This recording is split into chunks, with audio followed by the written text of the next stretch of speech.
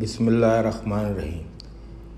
سورۃ الناس کی فضیلت اور احادیث۔ سورۃ الناس قرآن مجید کی آخری سورت ہے اور یہ سورت سورہ فلق کے ساتھ معوذتین کہلاتی ہے۔ ان دونوں سورتوں میں ہر قسم کی برائی، وسوسوں اور شیطان کے شر سے اللہ کی پناہ ملتی ہے۔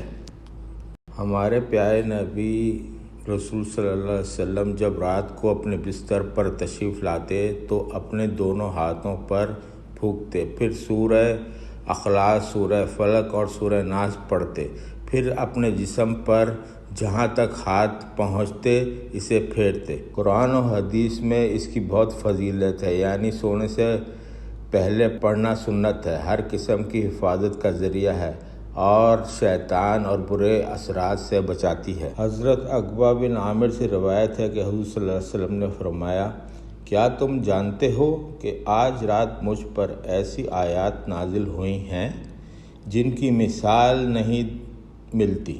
وہ ہیں سورہ فلق اور سورہ ناس۔